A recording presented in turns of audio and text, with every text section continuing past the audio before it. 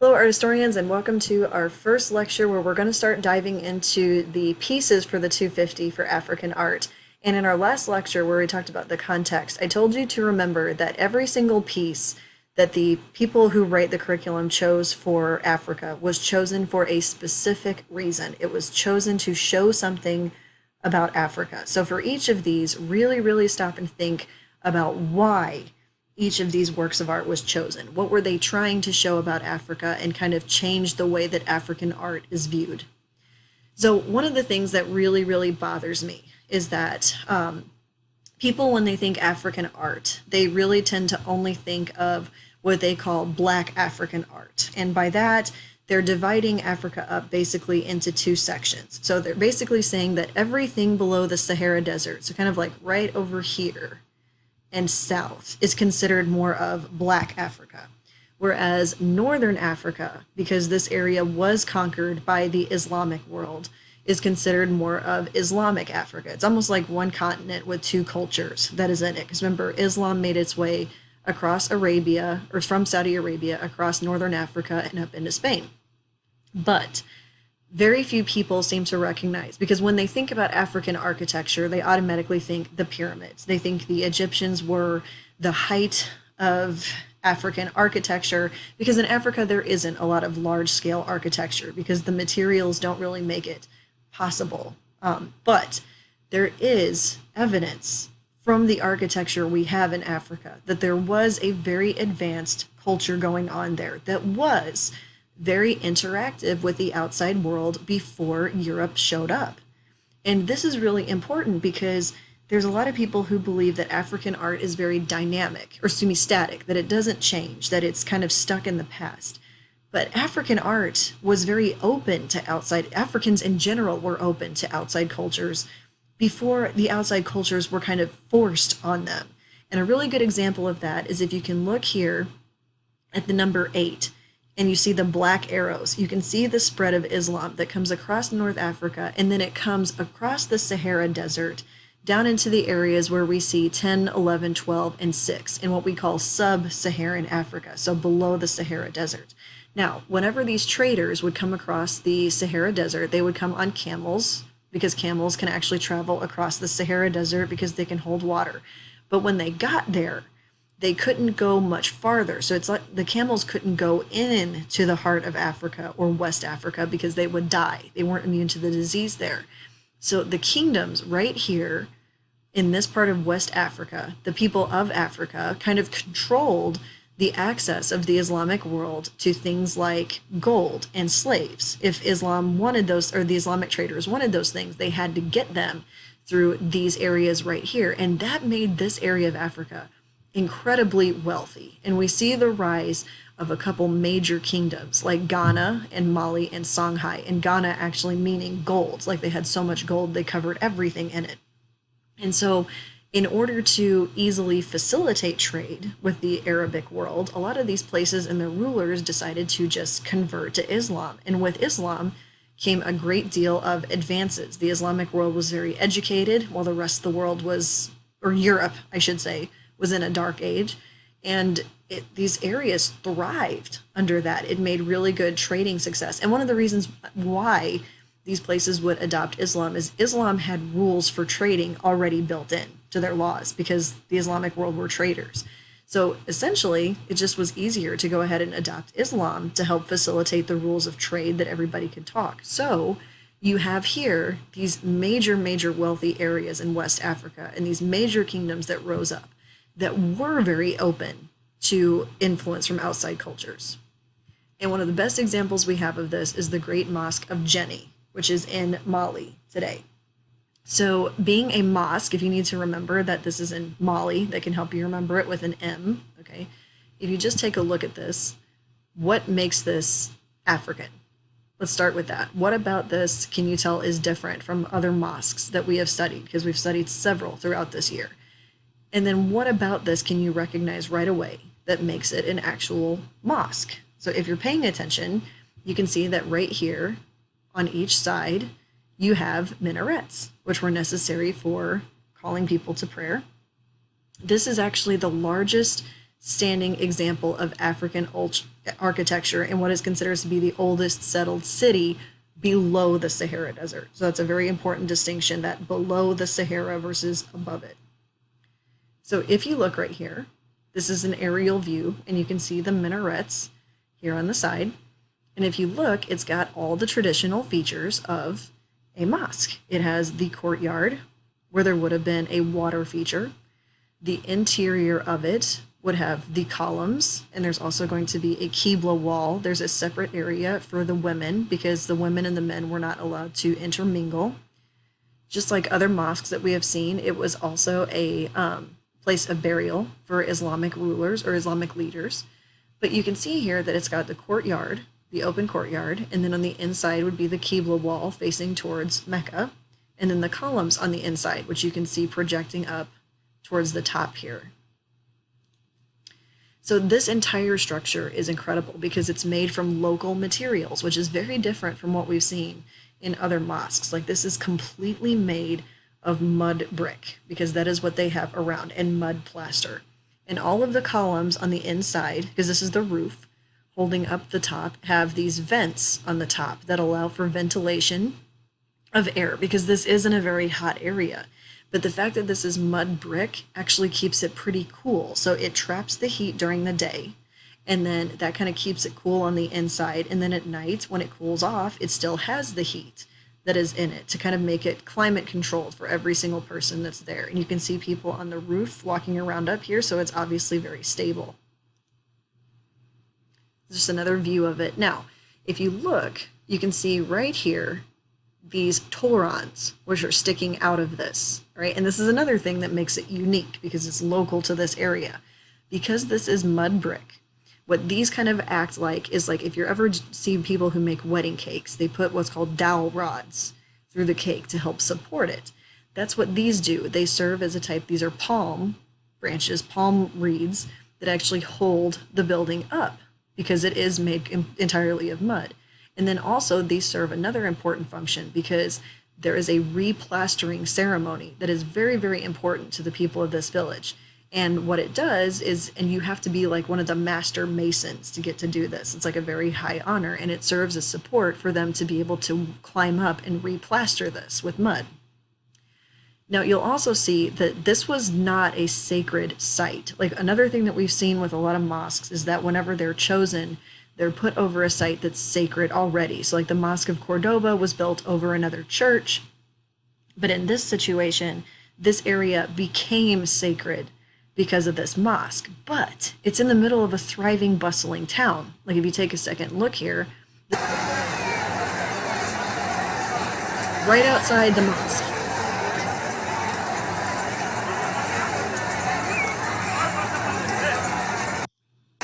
and tourists come from all over to see this market, to come where there's all these spices and cloths and everything sold.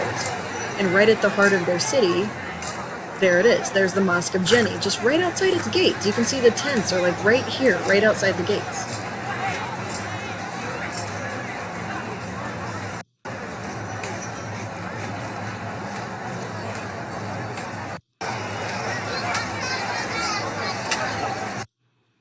Okay, so this particular mosque, right, when the king commissioned it, he used the natural materials that are there because it needs to blend in with the local culture. Like, it's supposed to be part of the village. It's not meant to stand out as something separate. It blends in. Like, all the other buildings are of the same material, so it fits right in as part of them. Like, Islam was part of their culture. And it's actually been rebuilt several times. The original mosque is not the same as it is now. One of the other things, though, that makes it very local and not traditional with other mosques is that on the outside of it is there are ostrich eggs, and ostrich eggs are a sign of fertility in African culture. So putting that on there is kind of a symbol of the local culture, that this will bring prosperity to it. And here you can see people celebrating in the Crépissage de la Grande Mosque, where they're actually going and replastering it, the people from the village, because they're part of the village and it's part of them.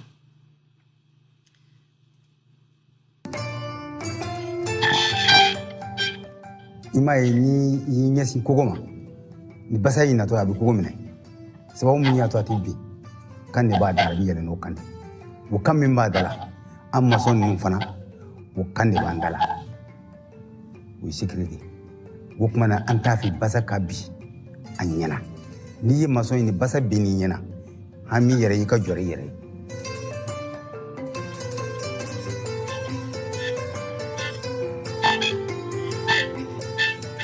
Archaeological finds suggest that the human settlement of Jenne began over 2,000 years ago.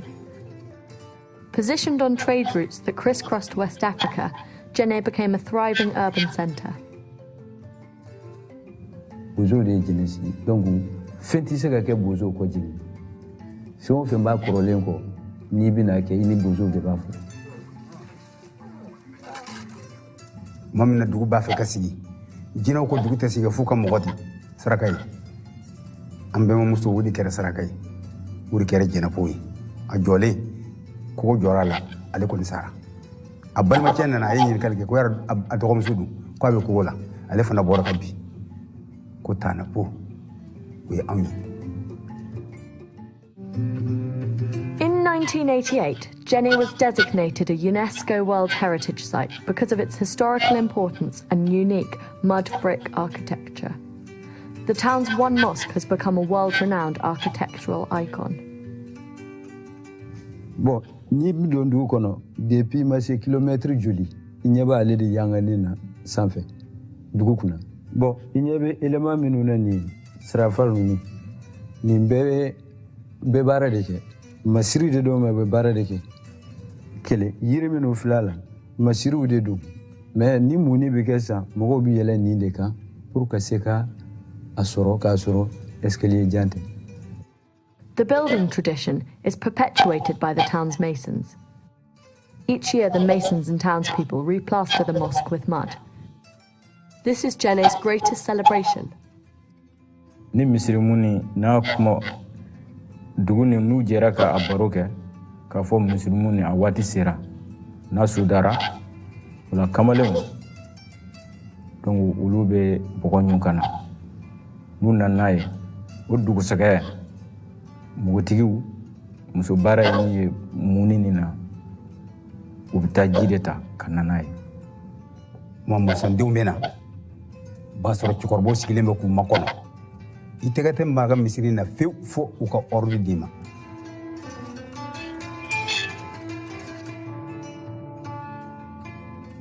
In 2009, the Aga Khan Foundation began a major restoration of the Jenne Mosque. Ubina wati mi misiri mogo tumedilana parce que yoro chama kumala min commencer kan nobo konona na mogo tabi tel que sebe minuba akono minu kemaka bli chama tuntulla. In order to strengthen the structure, the layers of mud accumulated over the past century were stripped from the building. Ima follow ni ta jene misiri ka bon inye koroko sebe sisa misiri misera nte bo chama kontu be soinka we abe ko ni ji ka bwaka onyono bo bi se ka dun ka frère mo nye koroko kinye akumbe chugwe na ka blaw chugwela niyaw nyini kamba ko ya barake kumu to wa ka barake chugu aboran fa ka barake chugula.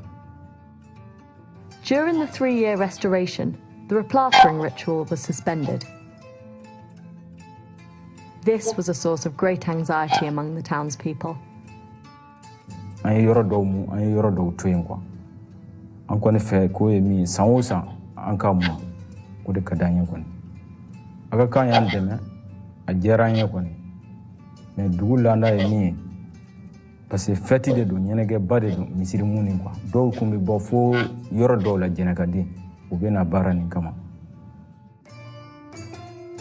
asilame kono kama ado mana si bebe nyon kumbe che ani musu itan fraka bo nyona fe ya famwa budi ya bunyere ya famwa na keri ko dron abikumi yere bade yije ni muni kera na bana ambisoroka ala ka sangere yirana ambu fo nyoyi we femba de yamolo parce que ame nyon kuma misiri la me nyon anya bi da nyon ka abanti ndo nyona ya famu am ko ka bon bede ma ke ani musu jana misiri ko te fin do ma yamula bi ko mi sanu.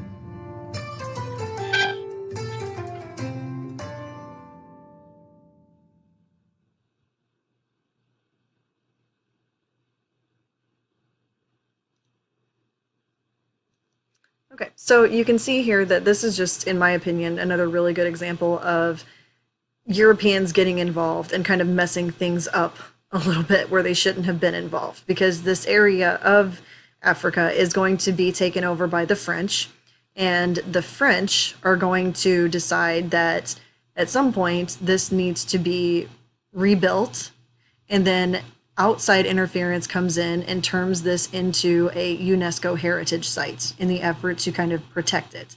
But the problem is that once you declare something a UNESCO heritage site, the area around it also is impacted by that. So it's almost like this idea that the mosque needs to maintain its historical integrity, and so do the buildings around it. So the buildings around it weren't actually allowed to update or renovate either. So it was kind of holding them back. But even more so is whenever it became a UNESCO site and it needed to be redone, you saw the guy complaining that they actually kind of turned it into more of a European style than it was actually theirs, and that really bothered them. So kind of sad, actually. All right, so stop a pause right here. All right, take a second, because on the AP exam, one of the major skills that you're going to have to do for the essay questions is continuity and change over time. So what continues and what changes. So what I would like you to do is either send me an email or remind telling me one way that this mosque shows a continuity from either the Mosque of Cordoba or the Great Mosque of Salim, which we've studied, and then tell me one way that the Mosque of Jenny shows a difference in its design from one of these other mosques. Now, another really good work of architecture in Africa that kind of dispels this idea that Africans were behind before the Europeans showed up and they weren't that advanced is the Great Zimbabwe. So what you have is, we talked about how Africa was involved in Islamic trade. That is the people of the Arabic world. I keep calling them Islamic, but it's really just Arabic, who happen to be predominantly Islamic. The people of the Arabic world were superior traders, and that includes in the Indian Ocean. And one of their best ways to do this was to get goods from Africa, whether that be slaves or gold or diamonds, and then trade that with other parts of the Indian Ocean, such as Indonesia or India or China. So this allowed areas on the east coast of Africa to become very wealthy, serving as middlemen, because just like where we saw in sub-Saharan Africa, the Arabs didn't really venture too far into the heart of Africa because they weren't immune to the diseases that were there. So the people of Africa, if they had the ability to be the middlemen for the Arab traders, could become very, very wealthy. All right. And a great example that we're going to see that is the Great Zimbabwe in near South Africa. Right, so you have this area called the Swahili city-states, and Swahili is actually a mix of Bantu African language and Arabic, because in a lot of these places would adopt Islamic or Islam because of the same thing, that it allowed rules for trade that everybody could understand. A lot of Arabs stayed in this area for seasonal times and married into this culture. But again, what it did was allow these people of Africa, particularly the Shona that we're going to talk about, where if they were able to go into Africa and get the gold, the slaves, the diamonds, the rubber, the ivory, and then bring it back to the Arabs would pay a really big price for that. And then they could go and obviously sell it for more where it was, rarer. So what we see is an example of the Great Zimbabwe, which was this amazing trade city. And Zimbabwe means holy houses or venerated houses or houses of stone. So we're calling this the Great Zimbabwe, like it is the greatest of all stone houses in Africa. So aside from the pyramids, something built out of actual stone and brick, this is by far the most impressive that we're going to see in Africa. So I mentioned the Bantu people, and when I talk about the Bantu, if you notice, start up here in sub-Saharan Africa. And as the Sahara Desert started to get even bigger, it pushed the Bantu south. And because they were agricultural, they had better weapons, they had better technology, and they kind of just very easily conquered everybody as they worked their way down. And most of the languages in Africa today, if they're not based in Arabic, they're based in Bantu. So over here on the eastern side, you can see this is where, notice they kind of go around the jungle. They kind of get around the Congo because they didn't really want to go into that because they couldn't really farm there.